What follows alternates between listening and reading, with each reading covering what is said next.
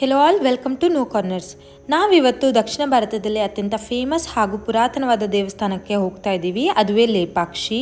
ಇದು ಬೆಂಗಳೂರು ಸೆಂಟರಿಂದ 100 ಕಿಲೋಮೀಟರ್ ದೂರದಲ್ಲಿ ಇದೆ.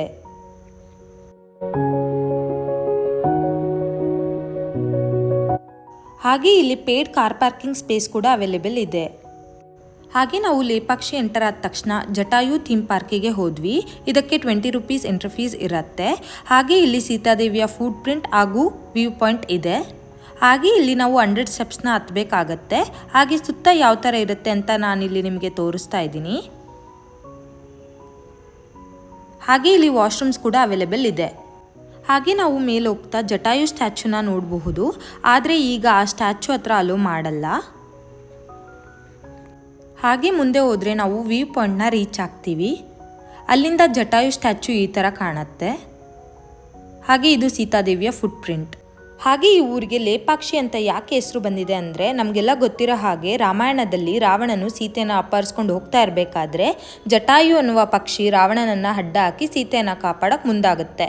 ಆ ಯುದ್ಧದಲ್ಲಿ ಜಟಾಯು ಪಕ್ಷಿ ಆಕಾಶದಿಂದ ಬಿದ್ದು ಇದೇ ಸ್ಥಳದಲ್ಲಿ ಹೊರಳಾಡುತ್ತಿರುತ್ತೆ. ಆ ಸಂದರ್ಭದಲ್ಲಿ ರಾಮನು ಸೀತೆಯನ್ನು ಹುಡುಕೊಂಡು ಇಲ್ಲಿ ಬಂದಾಗ ಆ ಪಕ್ಷಿಯನ್ನು ನೋಡಿ ಲೇ ಪಕ್ಷಿ ಅಂತ ಕರೀತಾರೆ. ಕನ್ನಡದಲ್ಲಿ ಎದ್ದೇಳು ಪಕ್ಷಿ ಅಂತ ಇದರ ಅರ್ಥ. ಈಗ ನಾವು ವೀರಭದ್ರ ದೇವಸ್ಥಾನಕ್ಕೆ ಹೋಗ್ತಾ ಇದ್ದೀವಿ. ಈ ದೇವಸ್ಥಾನ 16ನೇ ಶತಮಾನದಲ್ಲಿ ನಿರ್ಮಾಣ ಮಾಡಲಾಗಿದೆ. ಹಾಗೆ ಈ ಸುತ್ತ ಗೋಡೆಗೆ 3 ಬಾಗಿಲುಗಳಿದೆ. ಉತ್ತರ ಭಾಗದ ಬಾಗಿಲನ್ನು ಹೆಚ್ಚಾಗಿ ಉಪಯೋಗಿಸ್ತಾರೆ. ನಾವಿವಾಗ ಪೂರ್ವ ಭಾಗದ ಬಾಗಿಲಿಂದ ಎಂಟರ್ ಆಗ್ತಾ ಇದ್ದೀವಿ. ಹಾಗೆ ಇಲ್ಲಿ ಎಂಟರ್ ಆದ ತಕ್ಷಣ ವಿಜಯನಗರದ ಸಾಮ್ರಾಜ್ಯ ನೆನಪಾಗುತ್ತೆ. ಯಾಕೆ ಅಂದರೆ ಈ ವಿಜಯನಗರದ ರಾಜನೊಂದಿಗೆ ಕೆಲಸ ಮಾಡ್ತಿದ್ದಂತಹ ವಿರೂಪಣ್ಣ ಹಾಗೂ ವೀರಣ್ಣನವರು ಈ ದೇವಸ್ಥಾನವನ್ನು ನಿರ್ಮಾಣ ಮಾಡಿದ್ದಾರೆ. ಹಾಗಾಗಿ ವಿಜಯನಗರದ ವಾಸ್ತುಶಿಲ್ಪವನ್ನು ಅಳವಡಿಸಿಕೊಂಡು ಈ ದೇವಸ್ಥಾನ ನಿರ್ಮಾಣ ಮಾಡಲಾಗಿದೆ. ಹಾಗೆ ಈ ದೇವಸ್ಥಾನವನ್ನು 3 ಭಾಗಗಳಾಗಿ ವಿಂಗಡಣೆ ಮಾಡಿದ್ದಾರೆ. ನಾಟ್ಯ ಮಂಟಪ, ಅರ್ಧ ಮಂಟಪ ಹಾಗೂ ಗರ್ಭಗೃಹ. ನಾನು ಈಗ ತೋರಿಸ್ತಾ ಇರೋದು ಅರ್ಧ ಕಲ್ಯಾಣ ಮಂಟಪ. ಇದು ಮುಖ್ಯ ದೇವಸ್ಥಾನದ ಹಿಂದೆ ಇದೆ. ಹಾಗೆ ಇದು ಪೂರ್ತಿ ಕಂಪ್ಲೀಟ್ ಆಗಿಲ್ಲ. ಹಾಗಾಗಿ ಇದನ್ನು ಅರ್ಧ ಕಲ್ಯಾಣ ಮಂಟಪ ಅಂತ ಕರೀತಾರೆ. ಹಾಗೆ ಇಲ್ಲಿ 38 ಸ್ತಂಭಗಳಿದೆ. ಹಾಗೆ ಈ ಕಲ್ಯಾಣ ಮಂಟಪದಲ್ಲಿ ಶಿವ ಹಾಗೂ ಪಾರ್ವತಿ ಮದುವೆ ಆಗಿದ್ದಾರೆ ಅನ್ನೋ ನಂಬಿಕೆ ಕೂಡ ಇದೆ. ಹಾಗೆ ಶಿವ ಪಾರ್ವತಿ ಮದುವೆ ಕೆತ್ತನೆ ಕೂಡ ನಾವಿಲ್ಲಿ ನೋಡಬಹುದು.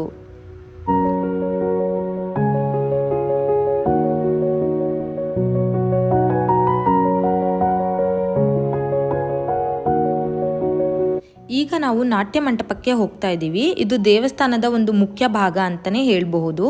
ಈ ಹಾಲಲ್ಲಿ 70 ಸ್ತಂಭಗಳಿದೆ.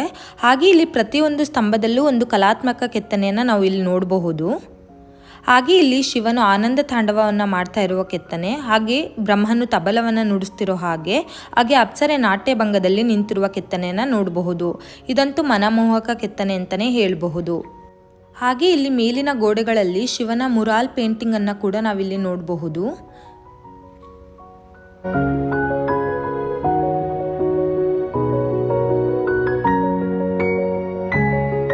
ಇದು ಗರ್ಭಗೃಹ.